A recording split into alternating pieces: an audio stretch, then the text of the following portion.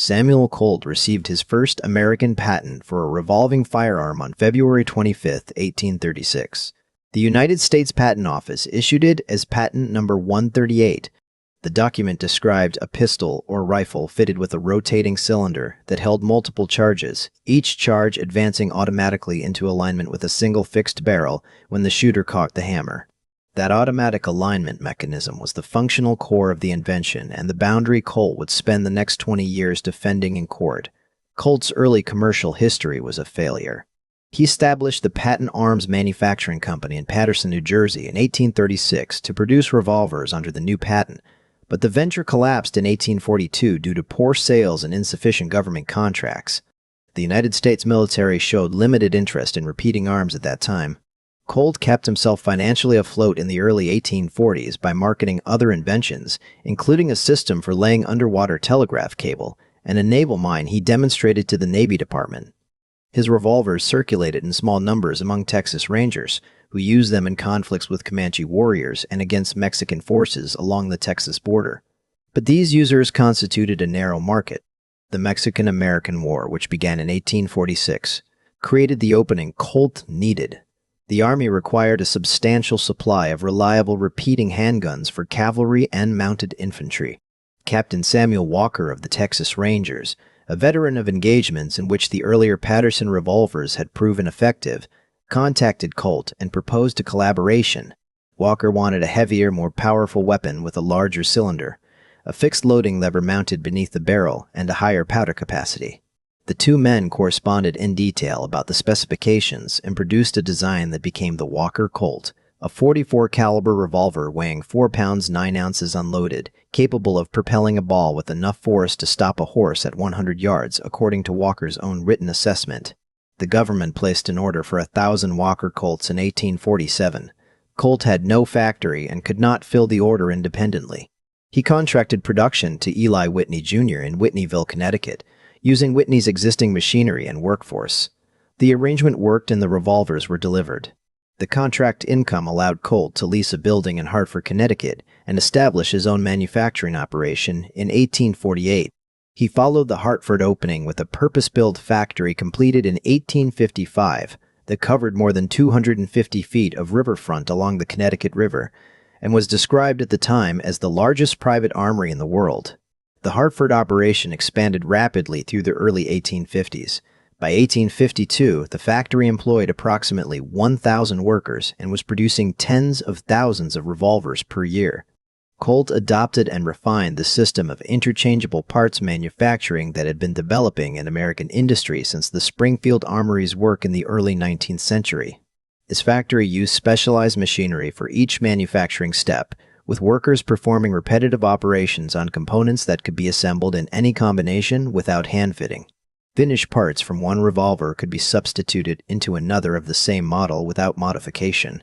This reduced labor costs per unit and allowed Colt to price his revolvers competitively while maintaining consistent quality across a high volume of production.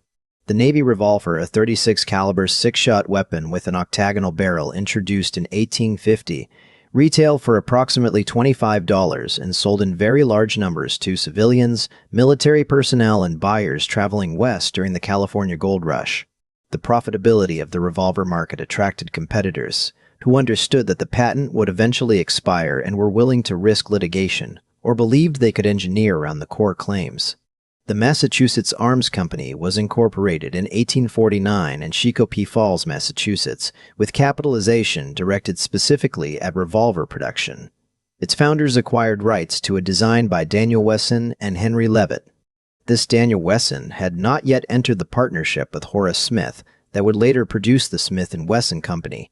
His work with Leavitt was independent and predated that later association. The Wesson and Leavitt revolver was a large caliber weapon with a cylinder the designers argued was rotated by a mechanism distinct from Colt's. Massachusetts Arms also licensed the Maynard tape primer system, invented by a dentist named Edward Maynard, which automatically advanced a paper roll of fulminate percussion caps over the firing nipple, reducing reloading time compared to individually placed percussion caps. Colt filed suit in the U.S. Circuit Court for the District of Massachusetts in 1851. The case was captioned Samuel Colt v. the Massachusetts Arms Company. The central allegation was that the Wesson and Leavitt rotation mechanism, regardless of its specific engineering design, fell within the scope of Colt's patent claims and therefore constituted direct infringement. Colt retained Edward N. Dickerson of New York as his lead counsel. Dickerson was an experienced patent litigator who understood how to argue for the broadest possible interpretation of patent claims and how to present mechanical evidence to judges with no technical background.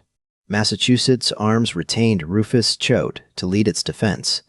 Choate was among the most respected trial lawyers of his era, a former United States Senator from Massachusetts who had argued hundreds of cases before state and federal courts and was particularly known for the quality of his oral arguments and his ability to make complex technical questions comprehensible to judges with no technical expertise. He had previously represented clients in patent disputes and understood how to attack the validity of broadly written claims.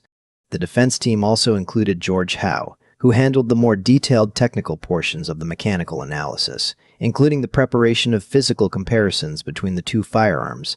The stakes were direct and significant. Massachusetts Arms had completed revolvers and inventory when the suit was filed. A ruling against them would expose those units to seizure and require the company to pay damages on all prior sales. The case was assigned to Levi Woodbury, an Associate Justice of the United States Supreme Court sitting on circuit duty, as was the standard practice for Supreme Court justices at that time. Woodbury had previously served as Secretary of the Treasury under Andrew Jackson and Secretary of the Navy under both Jackson and Martin Van Buren before his appointment to the Supreme Court in 1845. He had no specialized background in mechanical or patent law, but had presided over a range of commercial disputes. The trial involved extended testimony about the physical operation of both revolvers. Witnesses described and demonstrated the Colt and Wesson Leavitt mechanisms directly in the courtroom, operating actual examples of each weapon to illustrate how the cylinder advanced relative to the action of the trigger and hammer.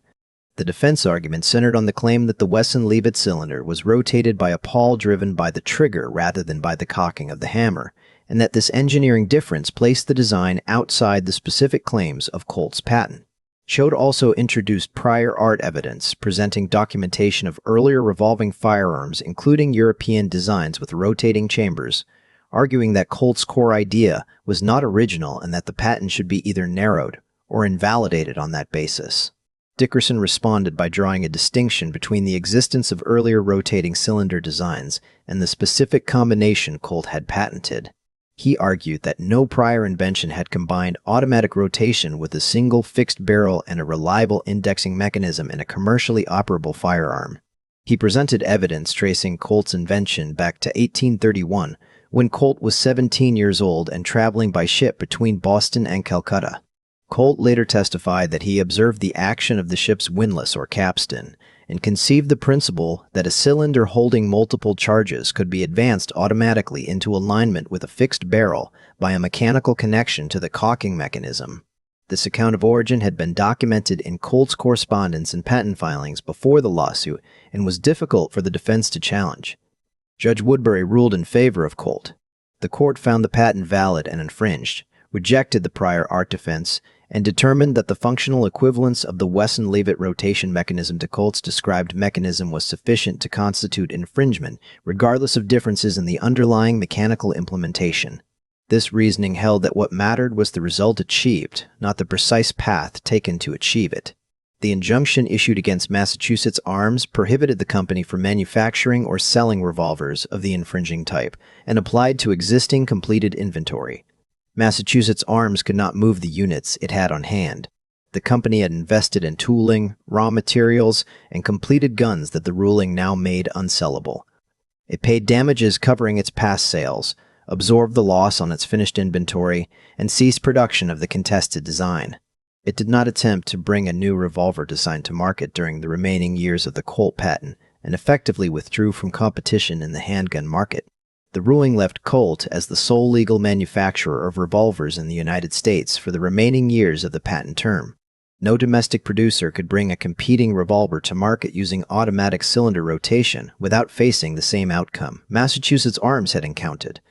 Colt did not offer licenses on the core patent to any American manufacturer. Some producers avoided the patent entirely by making pepperbox pistols, a design that used multiple barrels arranged in a rotating cluster rather than a single barrel with an advancing cylinder. Allen and Thurber of Worcester, Massachusetts sold pepperboxes in large numbers during this period, but the design was generally considered less accurate than Colt revolvers and did not meaningfully threaten Colt's hold on the handgun market. The patent expired in 1856. Within a year, Remington, Smith & Wesson, and other manufacturers had entered or re-entered the revolver market in force. The competitive landscape that Colt had legally prevented from forming for 5 years materialized almost immediately. Daniel Wesson, whose earlier design had been at the center of the Massachusetts arms case, had spent the intervening years working on a different problem. He and Horace Smith had acquired the rights to a bored-through cylinder compatible with self-contained metallic rimfire cartridges. The Smith & Wesson Model 1, introduced in 1857, chambered a .22 caliber rimfire round and was the first commercially successful revolver designed around fully self-contained ammunition. Colt held no patent on this technology and could not replicate the design without paying licensing terms, a reversal of the position he had occupied for most of the previous decade. Colt died in Hartford on January 10, 1862, at age 47. His estate was valued at approximately $15 million, placing him among the wealthiest Americans of his era. At the time of his death, the Hartford factory was employing around 1,500 workers and was already supplying revolvers to both sides of the developing Civil War, though primarily to Union forces. The company continued under the direction of his widow, Elizabeth Colt, and a board of directors through the war years and beyond, producing large volumes of revolvers and shoulder arms under government contracts. The 1851 decision was cited in subsequent patent cases on questions concerning the scope of infringement claims, the treatment of functionally equivalent mechanisms, and the weight to assign prior art when an inventor claims to have been the first to reduce a general principle to practical application. The doctrine holding that a mechanism achieving the same result by substantially the same means can infringe a patent even when its specific design differs was consistent with the reasoning Woodbury applied, and later courts referenced the case in elaborating that principle. The testimony transcripts and briefs from the trial survive and provide a detailed record of how technical evidence was presented and contested in mid-19th century American patent litigation. If you enjoyed this video, subscribe so you'll never miss another episode.